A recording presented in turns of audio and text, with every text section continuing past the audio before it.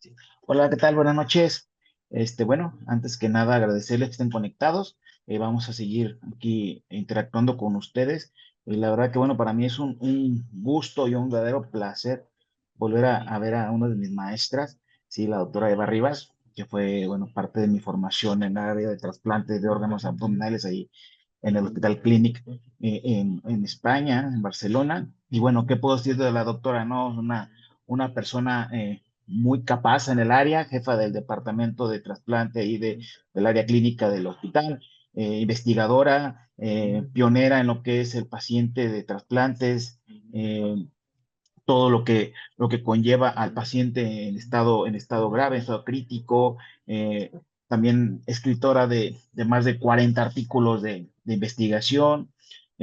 No tengo, la verdad, no acabaríamos de presentar todo el currículum de la doctora Eva, pero bueno, aparte de todo, bueno, es una excelente maestra y profesora de la Universidad también de Barcelona. Y bueno, doctora, muchas gracias. Buenas noches allá, de madrugada. Hola, buenas tardes a todos. Muchísimas gracias por contar conmigo y encantada de, bueno, de explicaros un poco nuestra experiencia en el manejo de los donantes y sobre todo del coloquio y a ver cómo lo trabajáis vosotros también, que creo que esto es en lo que ganaremos todos, el tener el feedback. Entonces, todos sabemos, ¿no?, que la donación de órganos ha cambiado en los últimos años y debido a que em, para intentar aumentar el número de donantes, al principio empezamos incrementando hacia donantes de mayor riesgo, de mayor edad, con mayor patología, pero aún así veíamos que no era posible. Entonces se empezaron a incluir otros tipos de donaciones, como las donaciones en asistolia controladas, asistolia no controlada, y un poco estas diferencias, ¿no? Estos diferentes tipos de donantes y cómo los manejamos, es lo que quiero un poco incluir en esta presentación. Entonces, como todos sabéis, un momento, perdonad. España es un país que se caracteriza por una muy alta tasa de donación. De hecho, en el 2024 llegamos a tener 52,6 donantes fallecidos por millón de habitantes, que estaba por encima de las previsiones que teníamos, que eran 50, era lo que se había planteado la ONT para el 2024. Y sobre todo esta donación hizo que se nos colocásemos como líder mundial a nivel de donaciones, muy por encima de otros países. Pero esta donación se debe sobre todo no al incremento, bueno, perdón, y este aumento en la tasa de donación nos permitió el ser capaces de trasplantar unos 6.400 órganos, que son 132 órganos por millón de habitantes, por millón de población.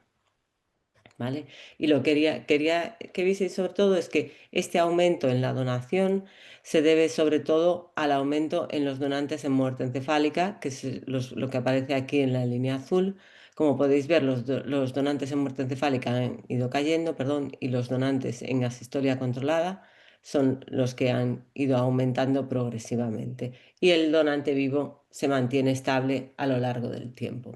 Entonces, esto es un cambio que se ha visto en nuestra población, pero también en otros sitios, como en vuestra lista, en vuestra población de donantes, donde se ha visto que progresivamente hay un aumento en la donación por paro cardíaco y que en 2024 hubo unas 1.200 donaciones potenciales por muerte encefálica, pero solo 608 fueron concretadas y se consiguieron hacer donaciones y que va aumentando la del paro cardíaco. ¿Cuáles son las definiciones?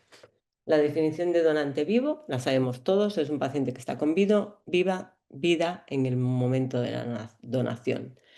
El donante en muerte cerebral es el paciente que tiene una pérdida irreversible y completa de la función cerebral y a partir de ese momento es donante. Y el donante en asistolia es un paciente en el que su muerte se define por el cese irreversible de las funciones circulatorias y respiratorias. Es un paciente que no cumple con los criterios de muerte cerebral, pero no tiene ninguna posibilidad real de supervivencia. Y entonces se decide hacer una limitación del esfuerzo terapéutico. ¿Vale? Como todos sabéis, procedimientos de extracción de órganos son procedimientos súper complejos en los que tienen una duración estimada entre 2 y 6 horas y el paciente o el donante se somete a una gran agresión quirúrgica con hemorragia, hipotermias, clampajes vasculares, y esto hace que necesitemos una valoración inicial que empieza en las unidades de cuidados intensivos y que nos permita valorar los cambios hemodinámicos y una monitorización que nos permita evaluar los cambios hemodinámicos que vamos a tener durante el procedimiento. ¿Vale? Entonces, además, tenemos que contar por, ¿no?, la logística hospitalaria, dónde la vamos a hacer, cuántos equipos necesitamos, cuánta gente va a venir, y que haya comunicación entre los equipos, porque a veces llegamos a tener como 15 personas dentro de los quirófanos. Y hay que garantizar, el objetivo de todo este procedimiento es garantizar la perfusión de los órganos y mejorar los outcomes. ¿Vale? Entonces, ¿en dónde participamos los anestesiólogos? En concreto, en nuestro hospital, a diferencia de otros centros, los anestesiólogos del equipo de extracciones, que somos un equipo de 10 personas, somos los que nos encargamos de el traslado del paciente a quirófano. Eso quiere decir que si es un paciente en muerte encefálica o una asistolia controlada, iremos a la UCI o al servicio de urgencias del hospital a evaluar al paciente, lo recogemos, realizamos el traslado intrahospitalario o extrahospitalario si lo vamos a buscar a otro centro, o vamos a realizar el procedimiento a otro centro, con lo cual vamos a la unidad de intensivos de otro centro y lo bajamos al quirófano del otro hospital. Cuando recogemos al paciente, en ese momento hacemos una valoración inicial en el que a nosotros ya nos han explicado, porque cuando han ofertado el hígado ya sabemos o los órganos, sabemos un poco el paciente, pero llegamos y hablamos, ¿no?, y nos informamos bien con los médicos de la UCI para saber las comorbilidades del paciente, cuánta estancia en UCI lleva, las infecciones, qué estado hemodinámico tiene y respiratorio, las últimas analíticas y la monitorización que tiene en ese momento el paciente. Y en el traslado usamos una camilla de transporte con ventilador, vamos con fármacos vasoactivos y la monitorización, en principio básica, para llegar a quirófano, que sería la electrocardiografía, la presión arterial, la saturación y la capnografía. Cuando entramos en quirófano, siempre en todo donante usamos, aparte de la monitorización básica que hemos comentado, una presión arterial invasiva, 2 catéteres de acceso venoso periférico de gran calibre para asegurarnos la infusión de volumen o de sangre si fuese necesario, diuresis y temperatura. Y usamos el monitor BIS, que es obligatorio en las DAS con extracción de corazón, que lo comentaremos más adelante. En el paciente en muerte encefálica, el 80% de los pacientes sabemos que necesitan soporte vasoactivo. ¿Por qué? Porque son pacientes que llevan varios días en la UCI, presentan una deshidratación progresiva, una disregulación autonómica, disfunción miocárdica, diabetes insípida. Entonces, la reposición de volumen en general suele ser importante. El objetivo que tenemos durante el procedimiento es mantener una presión arterial media superior a 60 milímetros de mercurio.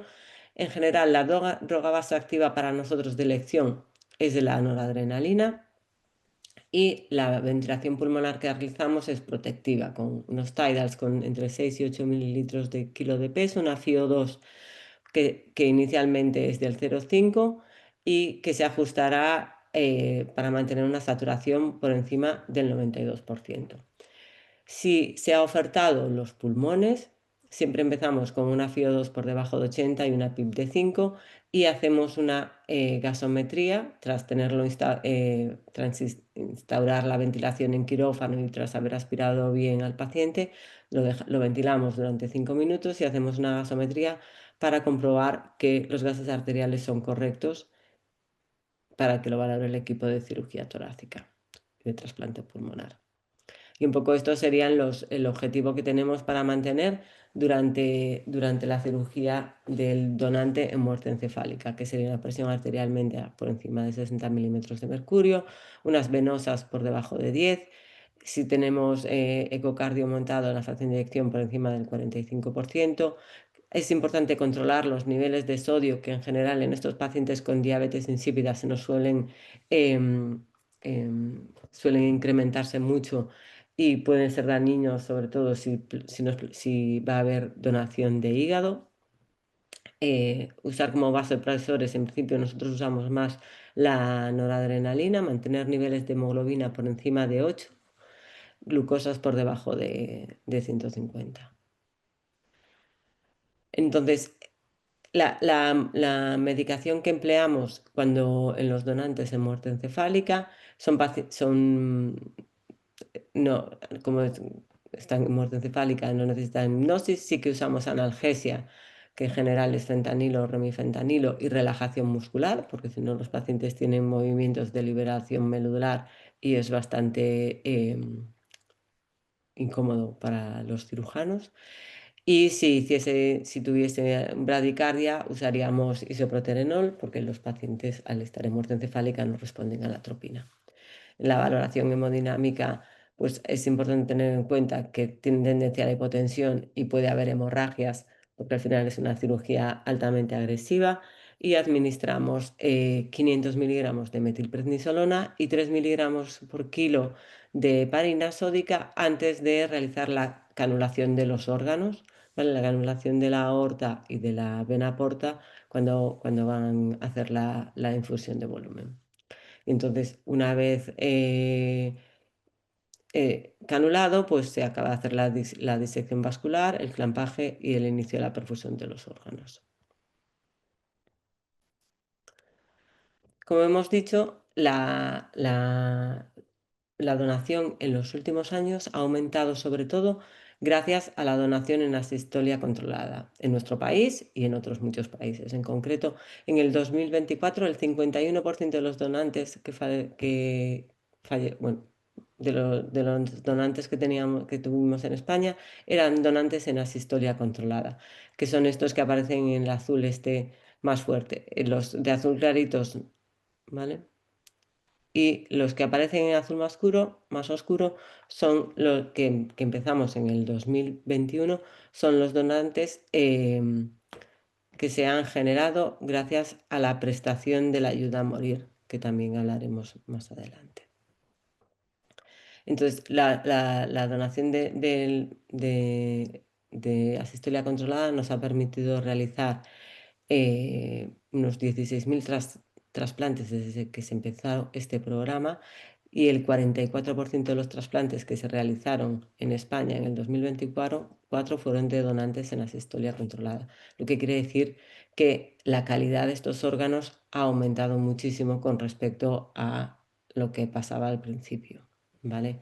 ¿Por qué? Porque al principio lo que se hacía en la donación en asistolia controlada era la técnica de extracción ultra rápida, que quiere decir que el paciente llegaba y se abría y se sacaban los órganos corriendo, ¿no? Y esto pues daba mucho problema de invalidez de órganos, de complicaciones post-trasplantes, sobre todo cuando se ofertaban órganos como el hígado o el corazón. La verdad es que los riñones aguantaban un poco más.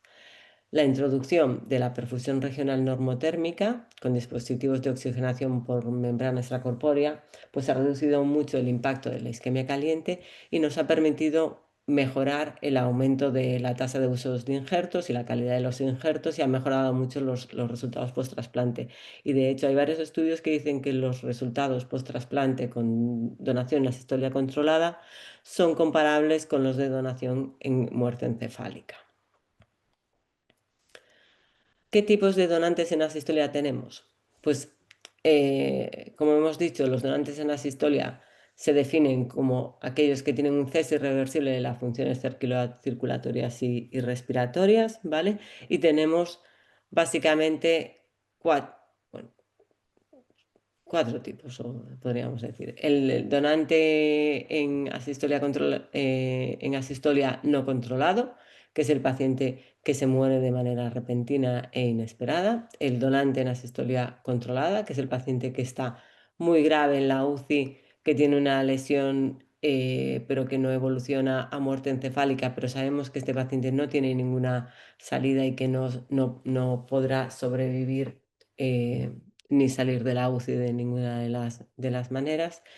El donante que está en muerte encefálica y que hace una sistolia, y los pacientes que solicitan la prestación de ayuda a morir, que en nuestro país se ha aceptado que sería lo que es la eutanasia y que en nuestro país está aceptado desde el 2021. ¿Cuáles son los donantes en asistolia no controlada? Tendríamos el donante en asistolia no controlada, que es el paciente que llega al hospital ya muerto, o sea, que está. Y después sería el donante, el tipo 2, que sería el donante en asistolia no controlada, que es aquel paciente que se separa y en 5 minutos se le inicia la reanimación y esta reanimación no es exitosa, ¿vale? Y puede ser que sea extrahospitalario o puede ser que sea intrahospitalario. En estos pacientes lo que se hace es que no tienen la parada cardiorrespiratoria, hay una fase que tiene que ser de menos de 10 minutos de asistolia sin flujo, se empiezan las maniobras de reanimación cardiopulmonar, que después de lo que considera el equipo médico, 40 minutos, 30 minutos, pues llega al hospital o se traslada al hospital y sigue sin salir. Entonces hay un momento ahí que se para de hacer la reanimación porque se decide que el paciente ya no tiene ninguna salida y ahí hay un momento que se deja 5 minutos en el que no se toca al paciente y en ese momento es cuando se declara la muerte, después de esos 5 minutos. Y en ese momento es cuando se empieza la canulación y la perfusión regional normotérmica, que se mantiene hasta que se hace la extracción de órganos. Entonces, en este caso, lo que se hace es que una vez que de este periodo de 5 minutos de no tocar al paciente, se canulan la vena y la arteria femoral, se monta la perfusión normotérmica con ECMO y se pasa a un Fogarty que se hincha a nivel torácico para simplemente dejar la perfusión de los órganos, o sea, mantener solo la perfusión en la zona de los órganos abdominales y no volver a perfundir la zona o la zona cerebral. El otro tipo de donante en asistolia es el donante en asistolia tipo 3, que son aquellos pacientes en el que se aplica la limitación del tratamiento de soporte vital después de llegar a un acuerdo con el equipo sanitario, con los familiares o con el representante del paciente. Y es el paciente este que hemos comentado, pues que está ingresado en la UCI, que no acaba de evolucionar bien, que no se acaba de enclavar porque a lo mejor tiene una craneotomía descompresiva y sabemos que ese paciente nunca va a evolucionar a muerte encefálica, pero que sabemos que no tiene ninguna salida neurológica. Y entonces en estos pacientes se hace una limitación del esfuerzo terapéutico. Entonces en este caso, pues es en el que nosotros subimos a la UCI, hacemos una valoración inicial, trasladamos al paciente a quirófano y en el caso de que solo sean órganos abdominales, hacemos una monitorización, como hemos dicho, con electropresión arterial invasiva, capnografía y saturación. De drogas vasoactivas de elección es la noradrenalina y entonces administramos un poco de sedación y analgesia porque ese paciente en teoría no está en muerte encefálica y no sabemos cómo está y para poder proceder con la canulación, ¿vale? Y volvemos a hacer la canulación, como habíamos dicho, en el donante en asistolia no controlada. Canulamos la arteria y la vena femoral y introducimos un Fogarty por la arteria femoral contralateral para bloquear la perfusión de los órganos torácicos y cerebrales y limitar el flujo cerebral. Y aquí vemos cómo corroboramos la posición del balón intratorácico. Entonces, nosotros, hay veces que la familia se despide del paciente arriba en la UCI, pero muchas veces nuestros coordinadores les ofrecen a los pacientes, a los familiares, la opción de bajar al quirófano y estar con el paciente hasta el momento en el que entra en parada cardíaca. Entonces, en este momento que ya tenemos todo canulado y que el paciente está tapado y tal, es en el momento que entra la familia. Y aquí es cuando hacemos la limitación del soporte vital, que administramos analgesia y sedación, tutorizándola más o menos a lo que necesita el paciente para que esté confortable. En los pacientes hacemos una extubación terminal. Y entonces esperamos a que el paciente pues entre en asistolia. Y después de entrar en la asistolia, igual que en los otros pacientes, tenemos que estar un periodo de 5 minutos sin tocar al paciente. Y a partir de esos 5 minutos se declara la muerte del paciente por el equipo que está en el quirófano, que es el anestesiólogo y el coordinador de trasplante.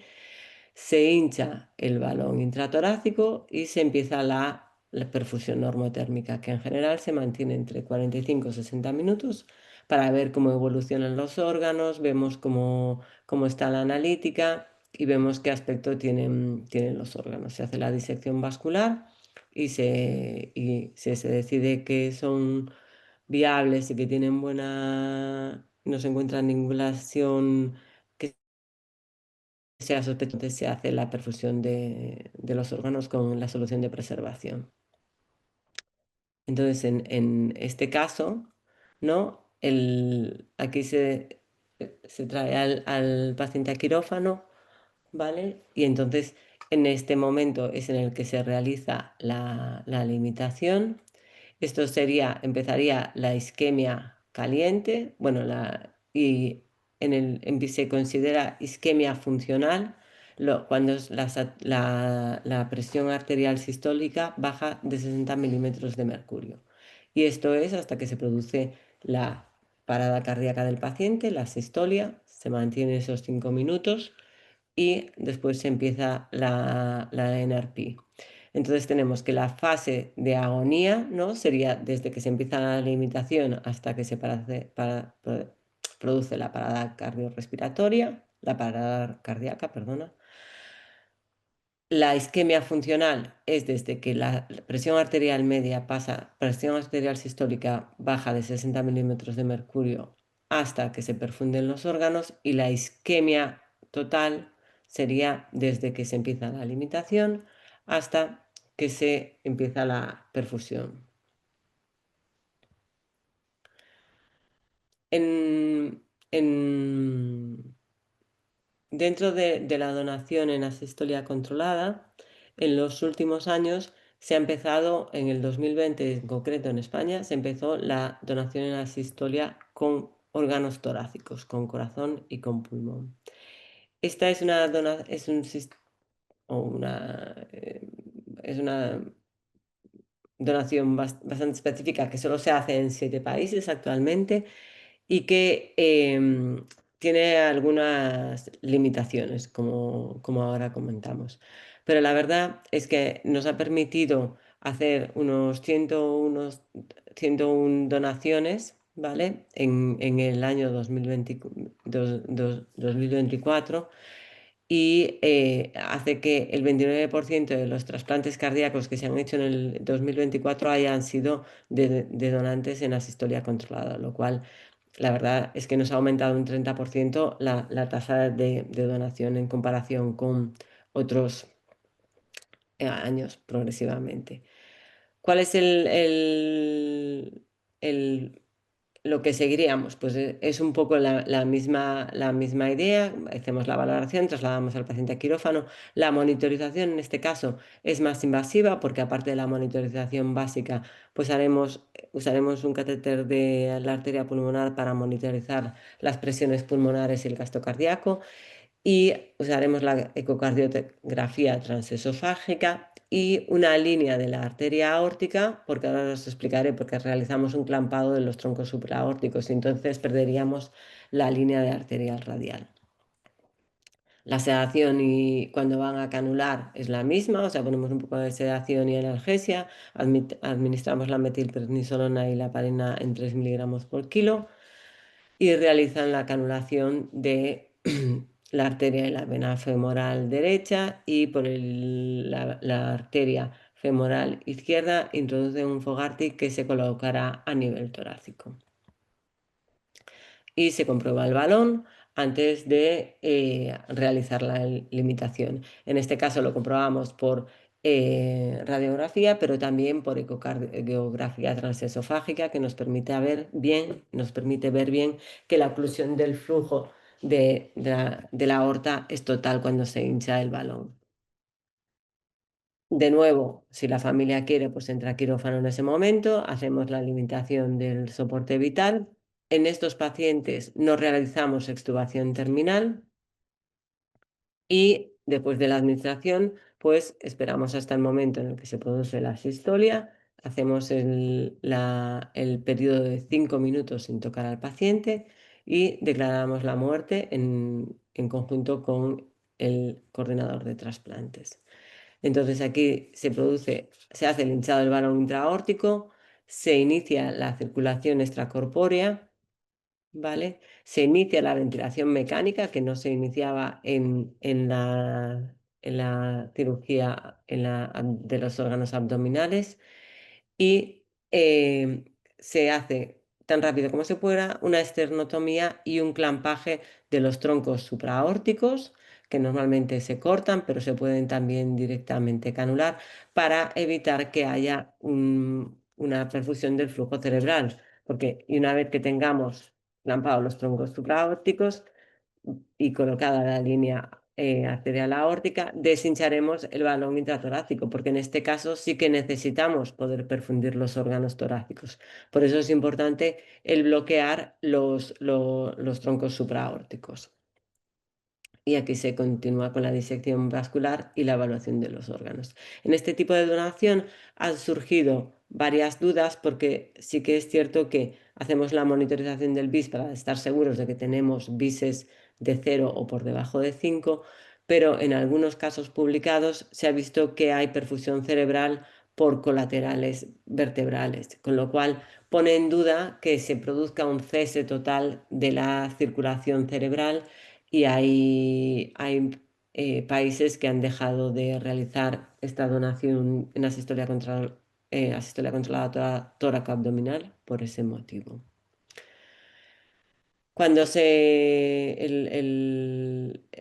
el paciente se mantiene en circulación extracorpórea durante unos 60 minutos y los objetivos que tenemos durante la CEC es mantener una presión arterial media de entre 60 y 65, con gastos en torno a 2,5, con hemoglobinas por encima de 10 y una temperatura por encima de 35. Vamos haciendo TCAs y analíticas habituales y usamos noradrenalina y dobutamina a dosis bajas para mantener el objetivo de la presión arterial media. Y entonces aquí se hacen, después de estos 30 minutos de circulación extracorpórea y de darle tiempo al corazón para que se recupere, hacemos dos evaluaciones. Una primera evaluación de la función cardíaca, que es inmediatamente tras la salida de CEC, en el que se ve la función biventricular, el gasto cardíaco y la cantidad de soporte vasoactivo. Y la segunda evaluación que se hace 30 minutos después de la salida de CEC y esta será la que valide la aceptación o no del corazón para la donación. Entonces, los criterios de aceptación es que tiene que tener una función biventricular por encima del 50%, un gasto cardíaco, un índice cardíaco por encima de 2,5, con dobutamina por debajo de 5 microgramos kilóminutos y noradrenalina por debajo de 0,4 microgramos kilogramo minuto. Por último, os quería comentar que desde el 2021 en nuestro país está aceptada la prestación de la ayuda a morir, que es lo que en otros sitios llaman eutanasia, y que esto Dentro de esta prestación, que es una situación compleja que ahora un poco os explicaré, nos ha permitido, se ha introducido la opción de donación, ¿vale? Entonces, gracias a en el 2020, en Cataluña se han aceptado 21 pacientes que han hecho la prestación de la ayuda a morir y han sido donantes, y esto nos ha permitido realizar unos 74 trasplantes, 32 de riñón, 14 de hígado, 3 de corazón, 22 de pulmón. Y lo que quería explicaros es que el marco en el que se hace esta eutanasia y el contexto de la donación es complicado, porque la eutanasia está aceptada, ¿no? Y la pueden pedir pacientes, pero tiene que ser tienen que ser pacientes que estén con una enfermedad terminal grave y que no tenga, que le provocan un sufrimiento que sea muy elevado y que haya manifestado reiteradamente su deseo de terminar con su vida o de solicitar la ayuda a morir. Entonces, hay que hacer como dos solicitudes, tiene un tiempo de liberación, un consentimiento informado, y es un proceso que es largo y en general, pues la media que estamos viendo que tienen desde que los pacientes la solicitan hasta que se consigue autorizar o se realiza la prestación de la ayuda a morir, está en unos 49 días, que son unos 2 meses y medio. Y en todo este complejo, ¿no? Complejidad del proceso, pues hay que ser capaces de ver en el momento en el que puede entrar el coordinador de trasplantes y solicitar el consentimiento para la donación del paciente y ver si el paciente estaría dispuesto a ser donante. Entonces, en nuestro país pueden ser donantes de, de- dentro de los pacientes del perfil de pacientes que solicita la PRAM, pacientes oncológicos que podrían ser donantes de tejido corneal y pacientes con enfermedades neurodegenerativas que podrían ser donantes de órganos, pero no de tejidos. Pero cada caso de estos, ya os digo, se tiene que evaluar súper cuidadosamente y muy individualizadamente porque son pacientes que en general son muy complejos y llevan una trayectoria muy larga de muchas dificultades y una complejidad médica muy alta. Entonces nosotros en este complejo, ¿no? Cuando los pacientes solicitan la PRAM, cada vez los médicos de familia están como más concienciados, avisan al coordinador, a los coordinadores de trasplantes de los hospitales de referencia y entonces nosotros aprovechamos el momento en el que el coordinador va a hablar con la familia para plantearlo, que puede ser que el paciente venga al hospital porque tiene una visita médica o que nos desplacemos a su casa y entonces un poco para entender cómo se imaginan ellos el día de la prestación de la ayuda a morir, qué tenían pensado, un poco para ver si es posible, porque un poco nosotros lo que les explicamos es que nosotros, ¿no? La idea es que cuando las hacemos en el hospital o los traemos, los ponemos en una habitación individual, los monitorizamos en la saturación y el electro y les ponemos una vía de pequeño calibre, pero necesitamos una vía de pequeño calibre para empezar la sedación. Entonces hacemos una sedación con propofol y remifentanilo y a partir de ahí el paciente se queda dormidito y lo trasladamos así, los familiares se despiden de ellos y nosotros nos lo trasladamos dormido a la familia. Pero para hacer esto, pues, ¿no? Si están dispuestos y cómo ven lo de la vía, que hasta ahora los casos que hemos tenido no hemos tenido problemas, pero son situaciones que hay que evaluar, ¿no? El riesgo que tienen, porque empiezas en una sedación, en una sala convencional, la evaluación de la vía aérea y un poco explicarle todo el proceso que tenemos pensado y ver cómo se adapta dentro de su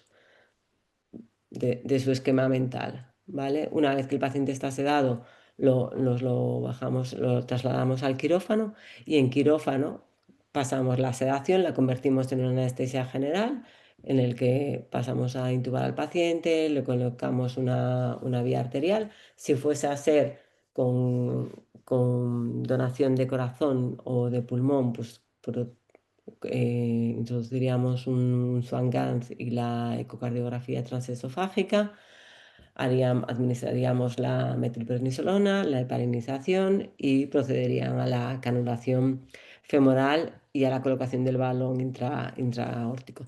Entonces, lo que cambia aquí es que en vez de hacer una limitación y nosotros administrar sedación, ir titulando la sedación hasta que el paciente, ¿no?, se queda tranquilo y entra en asistolia.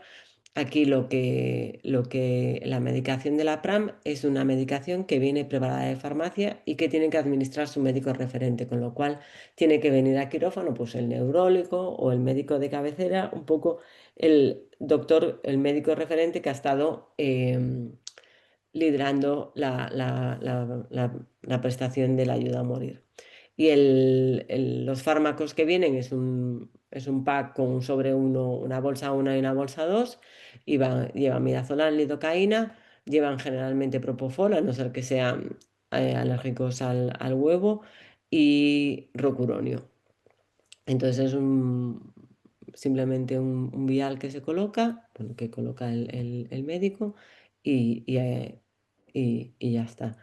Y aquí ellos ponen la medicación y es esperar a que se produzca la sistolia, los 5 minutos sin tocar al paciente y otra vez ya volvemos a hacer lo mismo. Hinchamos el balón intratorácico, entramos en perfusión normotérmica. ¿Vale? ¿Cuáles son los criterios para que nos valgan los órganos después de una donación en una sistolia controlada? Pues los criterios generales de cualquier donación, tanto sea muerte encefálica o tal, que es el aspecto macroscópico del órgano tiene que ser correcto, que no haya ninguna evidencia de lesiones malignas y que las pruebas de laboratorio que vamos haciendo seriadas antes de empezar la extracción y que vamos haciendo después con la NRP, como es el pH y las transaminasas, pues que hayan ido mejorando.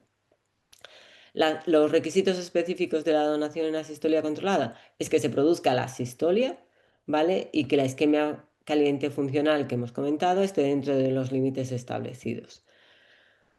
Que se produzca la ausencia de circulación, tiene que ser, sobre todo, se tiene que corroborar por electrocardiográfico, que este no es lo más adecuado. Nosotros lo tenemos como el método de elección, es la ausencia de flujo por monitorización invasiva de la presión arterial. Por eso todos estos pacientes hacemos una monitorización de la presión arterial invasiva, o podría ser por ecocardiografía.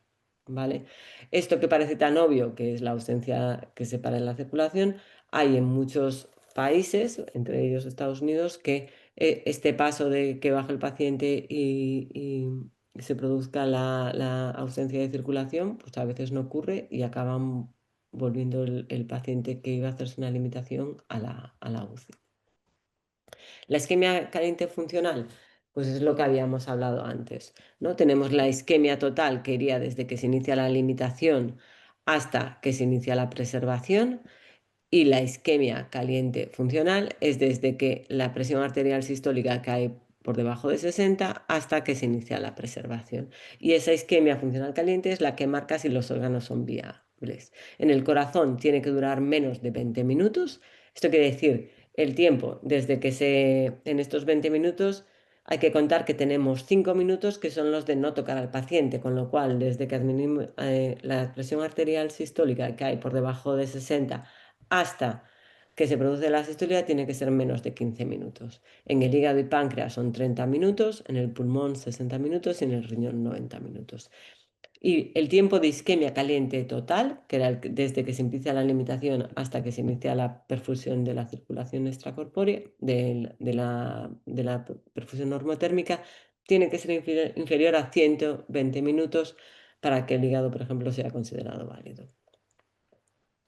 ¿Cómo hacemos la parte logística? Los certificados de muerte encefálica. Nosotros diagnosticamos la muerte conjunto con el coordinador de trasplantes en quirófano, pero el certificado de la muerte encefálica lo firma el médico de la UCI y en la sistolia controlada, pues el certificado lo firma el médico de la unidad de origen, de la UCI de la que viene, de urgencias o de donde venga. No lo firmamos nosotros en el quirófano. Y en el caso de la PRAM lo firma el facultativo de referencia. Así, en resumen, ¿no? Como lo que gestionaríamos así un poco distinto es que la muerte encefálica el paciente ya tiene el diagnóstico de muerte encefálica, evaluamos la validez de los órganos, lo trasladamos a quirófano y lo conectamos al respirador y monitorizamos realizamos una monitorización externa de la presión arterial invasiva. En la PRAM y en la donación en asistolia controlada, pues hay una evaluación en la PRAM, en la evaluación de los órganos es ambulatoria. Hay que evaluar como si fuese para una anestesia general el ayuno, la vía aérea, la dificultad a la hora de monitorizar. Monitorizamos y sedamos a los pacientes antes de bajar al quirófano, los trasladamos sedados y en quirófano realizamos una anestesia general. Y en la asistolia controlada es un paciente que está en la UCI, tiene una decisión de limitación en UCI y entonces se traslada a quirófano, se conecta al respirador y se monitoriza. Desde la monitorización en la muerte encefálica es fácil, estamos en quirófano, la parotomía, disección y clampaje de grandes vasos y la perfusión de los órganos. En la PRAM, tanto en la PRAM como en la donación en asistolia controlada, una vez que estamos en quirófano ya monitorizados y en modo anestesia general o con la intubación, es lo mismo, hay que colocar las cánulas femorales y el balón intraórtico. En el caso de la PRAM se administra la medicación del kit de eutanasia y en el caso de la donación en asistolia controlada se administra sedación y analgesia de forma titulada hasta conseguir la parada cardíaca del paciente. El tiempo de hipoperfusión entre 30 minutos si es para hígado, 20 si es para corazón y el tiempo de confirmación de diagnóstico de muerte siempre sin tocarlo, incluyendo ese tiempo de confirmación de diagnóstico de muerte que no se puede tocar al paciente durante 5 minutos. Una vez que vemos eso, que está confirmada la muerte, cerramos el balón de la aorta torácica y si no está con corazón, se mantiene la perfusión con NRP y se va haciendo la disección de los vasos.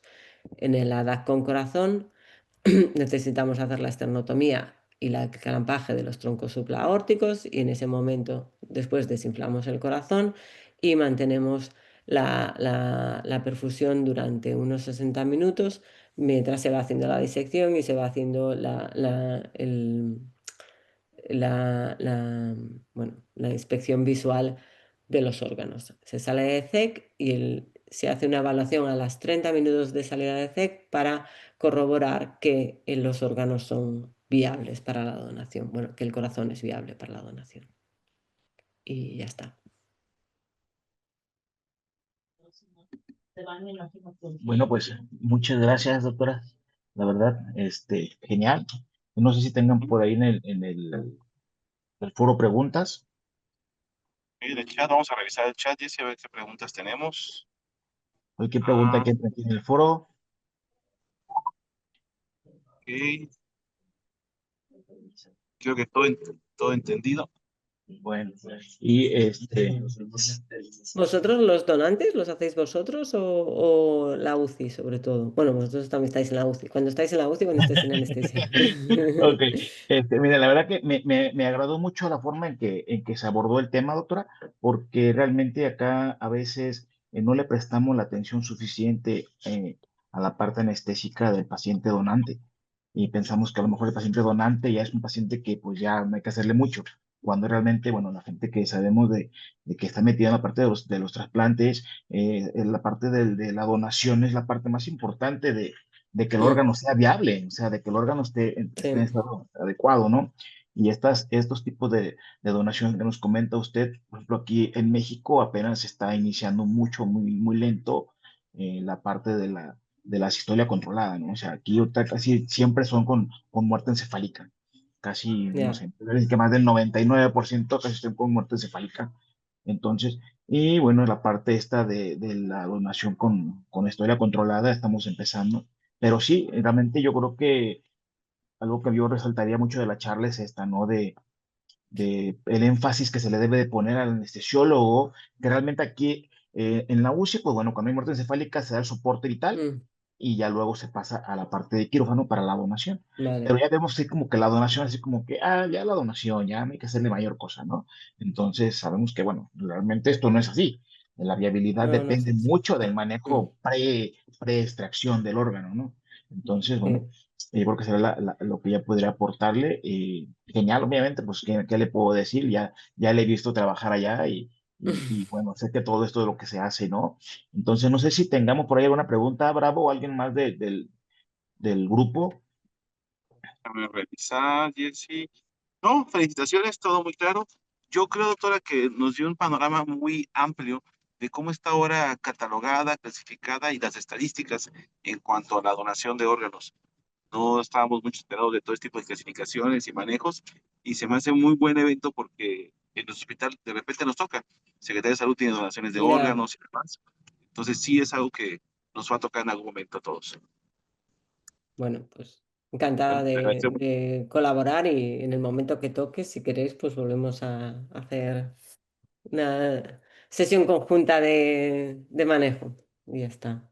Bueno, No, la verdad es que la parte de la donación es chula y lo que está siendo un reto, bueno, lo de la historia controlada con las familias, que nosotros los anestesiólogos no estamos muy, no somos muy, ¿no? Nos cuesta un poco más esa parte más empática del trato con los familiares, es bonito, es duro y lo de la ayuda a morir también, porque no vas a casa de los pacientes, hablas con ellos y con los familiares que son Alzheimer muy evolucionados, ¿no? Cosas así. Y la verdad es que, bueno, aprendes, vas aprendiendo muchas cosas, la verdad es que sí. Es interesante. Aparte del manejo después en quirófano, que yo creo que está muy bien protocolizarlo porque al final aumentamos mucho la calidad de los órganos. Si nos mandamos unos eh, dinteles mínimos de seguridad, ¿no? La de la presión por encima de esto, el mantenerlos con hemoglobina por encima de 8 porque es eso, son cirugías muy agresivas y en la que te despistas, a lo mejor los tienes 2 horas o con hemoglobinas por debajo de 7 y ahí sí que los órganos lo notan mucho, ¿no? O con sodios muy altos. Entonces yo creo que ese manejo cuidadoso pues hace diferencias después, marca diferencias en la supervivencia de los órganos. Quiero creer, vamos. Sí, doctora, claro que sí, sí, sin ninguna duda. Primero, doctora, le agradecemos su tiempo, su espacio y gracias por darnos esta charla, doctora. Jessy, por habernos coordinado con usted y bienvenida siempre al colegio, doctora. Gracias, muchísimas gracias por la invitación. pero la dejamos descansar ya casi a las 4 de la mañana por allá. Nada, nada, tranquila, tranquila. Igual seguimos en comunicación con usted y la verdad que le agradezco mucho por la charla. Y bueno, en nombre de todo el personal de acá de anestesia de Michoacán, un abrazo.